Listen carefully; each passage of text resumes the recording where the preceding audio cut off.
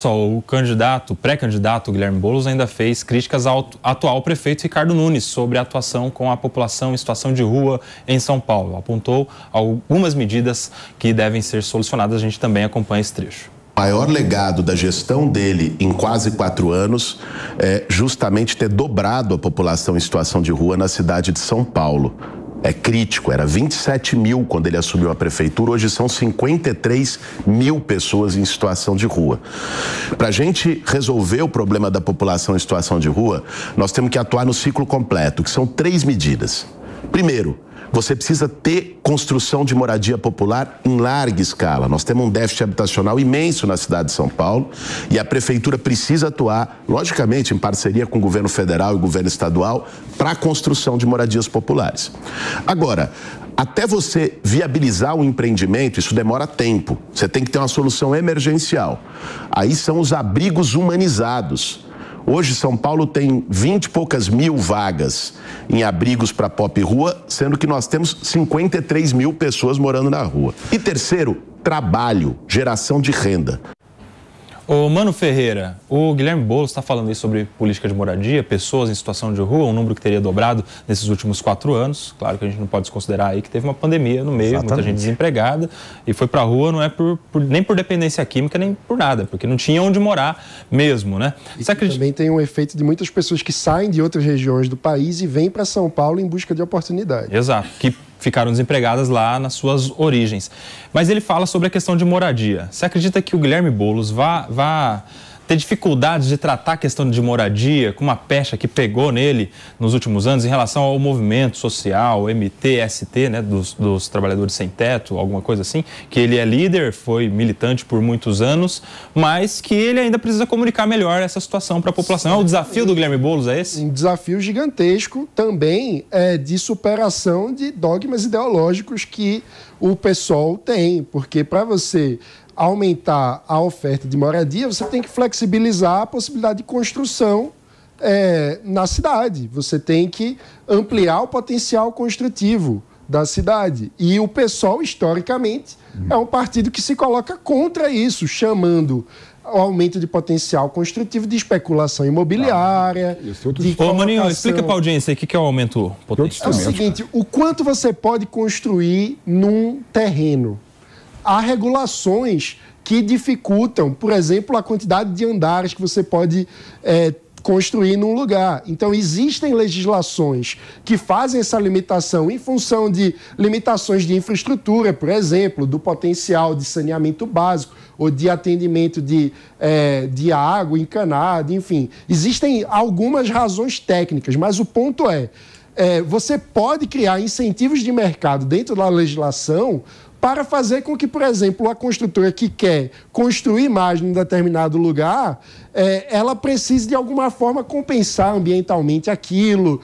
Enfim, existem mecanismos de mercado que você pode inserir na legislação urbana para fazer com que haja mais construção onde há mais demanda. E, no entanto, quando a gente olha a atuação histórica do PSOL, inclusive dos vereadores do PSOL... Não é moderno, Maninho, isso não é moderno, cara. Como que não é moderno? Isso não é moderno. Isso não é moderno. O que é moderno? Vai revogar a oferta e demanda agora. Explica, o PP. O que seria moderno? Só para acabar a tradução. O Mano conclui e o PP fala à vontade, com tem que deixar falar, senão ele vai chorar. O ponto é o seguinte, você tem um déficit, por quê? Porque a moradia está cara. Como é que você torna a moradia mais barata? Oferta e demanda. Você tem que aumentar a oferta de moradia. Isso funciona para qualquer mercado. A esquerda, tradicionalmente, como o PP está demonstrando aqui, ao ter essa síncope, tem uma dificuldade de lidar com isso no âmbito da moradia. Como se o mercado funciona com oferta e demanda para tudo, menos para residência. E aí, PP, você tem a palavra, meu amigo? Não, o que eu acho impressionante do Mano é que o discurso dele liberal não se encaixa na realidade de São Paulo. Né? A realidade de São Paulo, por exemplo, tem muita demanda. Tem quase 600 mil imóveis vazios. Tem demanda pra caramba, né? E tem pessoas querendo... Daqui a pouco ele vai falar que a solução é invadir. Tem pessoas querendo morar e não tendo moradia. E não tendo moradia. Mas tem os dois. Tem os dois. Tem muita demanda e tem muita oferta, tem que aumentar a oferta. Então, ou seja, essa lógica liberal, né, não funciona em São Paulo. E o PSOL não pode ficar querendo criar moradia popular, sendo que nós temos quase 30 mil populações em situação de rua e quase 600 mil imóveis vazios. Então, uma política de habitação válida em São Paulo tem que fazer com que essas pessoas que vivem em população de rua consigam morar nesses imóveis vazios. É uma política de ganha-ganha, todo mundo ganha, o proprietário do imóvel e a população de rua. Agora, como que a prefeitura tem que fazer para dar condições dessas pessoas terem possibilidade de alugar imóvel que estão vazio? Essa é uma política habitacional bem feita. E aí, mano, tem uma questão que bati em você, porque eu falei que não é mais moderno, né? Existe um projeto de lei na Câmara Municipal de São Paulo que fala claramente que pode ter aumento de potencial construtivo, não é? E com aumento de potencial construtivo, quando a construtora paga, né, para construir mais, o que ela faz? Ela consegue destinar esse dinheiro para políticas habitacionais, para a periferia, para as pessoas que tenham condição de adquirir ou de alugar esses imóveis que estão vazios. Agora são 11h15, está dando, a gente vai para um intervalo para quem está na rádio. Por aqui, meu amigo, vocês não viram, enquanto o PP falava, Júlia Lucy estava ali num contorcionismo e não acreditava no que eu estava ouvindo. E o Palumbo também. Não, pelo amor de Deus, você vive num mundo maravilhoso de bola. Agora nós vamos ouvir. Agora ele vai ficar resmungando. Eu vou colocar o celular para gravar e vou mostrar depois. Ele fica com o hard, resmungão. Agora a gente vai ouvir Palumbo. Cara, ele vive num mundo maravilhoso de Bob. Eu não sei que mundo que ele vive. Só faltou você falar, invada os imóveis que estão desalugados. Só faltou você falar isso. Mas dá pra fazer isso. Aí, ó, tá vendo? Eu tô falando que é invasor. Eu tô falando que é invasor. A treta vai continuar na sequência. O Palumbo e depois a Júlia Lucy, que tem muito a falar sobre o que comentava a PP a respeito de moradia, de demanda, de procura, de imóvel vazio, imóvel cheio. Fala aí, Palumbo. Não, só faltou ele falar que ele é a favor da invasão e depois ele acabou falando, né? Tem instrumento para isso. Alguém comprou esse imóvel, alguém trabalhou para adquirir esse imóvel. E por causa da crise financeira e também por causa da Cracolândia, falando do centro de São Paulo, você vai deixar eu falar ou vai ficar resmungando aqui do meu lado? Eu não te interrompi, eu só fiquei dando risada aqui na minha, aqui, porque é tão absurdo o mundo maravilhoso de PP, de Bob, Alice no País das Maravilhas, que não dá. Alguém trabalhou para ter esse imóvel, alguém se esforçou para ter esse imóvel, alguém empreendeu para ter esse imóvel e por causa de uma crise econômica você não pode simplesmente invadir. Ali no centro de São Paulo, ontem eu fui ali no centro de São Paulo, passei pela Cracolândia, onde eu chamei o senhor para ir comigo, o senhor não foi? Que mentira. Ué, eu chamei você pra ir. Eu falei, vamos pra Cracolândia no final do programa. Para, você não vai nesses mundos. Lá não dá pra tomar vinho de R$2.000, não, filho. O dia que você for, Palumbo, você leva uma câmera da Jovem Pan que a gente vai passar no Morning Show ou PP na Cracolândia, meu amigo. Eu faço questão de te levar na minha Kombi, uma Kombi velha. Você tá acostumado a naquela de Kombi, PP? Você falou que nunca. Ele só tem de carrinho de brinquedo que o pai dele deu de ouro lá, ele ficava lá no carpete da mansão. PP não pisou numa embreagem, meu amigo. Fala, Júlia Lucy. A Júlia tá abismada. É que é tanta coisa assim, não tem como você afirmar, e desculpa, PP, ser levado a sério quando você fala que a lei da oferta e da demanda não funciona em São Paulo. Então, assim, gente, a lei da oferta e da demanda, ela é tão infalível como a lei da gravidade. Querendo você ou não, ela funciona. Por que tem bairros que o metro quadrado é mais caro que outros bairros? Porque nesses mais caros há mais segurança, há limpeza, há serviços ali, comércios bem servidos. Diferente, por exemplo, do centro de São Paulo, eu não sou do centro, mas visito bastante a cidade e a cada visita minha eu observo uma piora no centro de São Paulo. É impressionante, a cada nova viagem minha para São Paulo eu fico mais espantada com a decadência crescente. O que a prefeitura poderia fazer? Exatamente melhorar as condições de habitação e de trabalho no centro de São Paulo.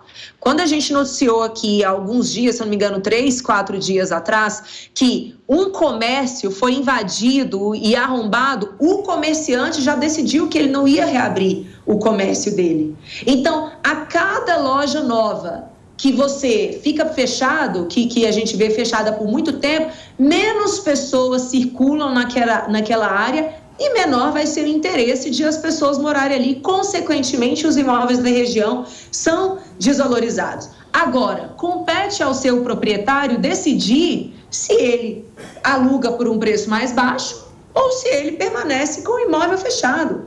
Isso, gente, é uma garantia constitucional. A nossa Constituição Federal garante o direito de propriedade. É só você ler a Constituição Federal. Porque, felizmente, nós não vivemos num país socialista ou comunista em que o Estado se apropria da propriedade privada e decide o que vai ser feito naquilo ali. O Estado no Brasil não é dono dos meios de produção. Ainda. Porque a depender das pessoas que chegarem ao poder, e uma delas é Guilherme Boulos, ele defende exatamente o oposto. Se o imóvel está vazio, o Estado, então, em tese, teria o direito de promover a ocupação compulsória dele. Então, é disso que nós estamos falando. É dessa linha ideológica que nós estamos falando. E não adianta agora Guilherme Boulos fazer barbinha, usar uma roupa mais comportada, porque o passado não se apaga. Ele está aí. O que ele defende é exatamente isso, é a ocupação compulsória dos imóveis que estão desocupados. Então, ao contrário de tirar a liberdade e a propriedade dessas pessoas que são donas desses imóveis, o Estado deveria agir no sentido contrário.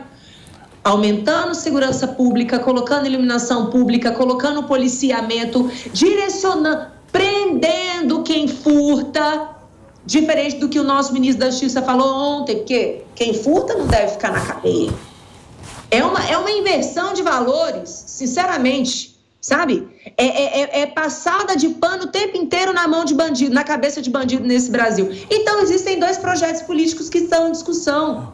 Não tem como, PP, você querer resolver o problema da falta de moradia, e aí a solução correta é a proposta pelo Mano, passando por cima de garantias como a da propriedade privada. Ô Felipe Monteiro, a gente está falando dessa ideia, dessa questão de pessoas em situação de rua. A moradia, o acesso à moradia popular é uma frente num debate muito mais amplo.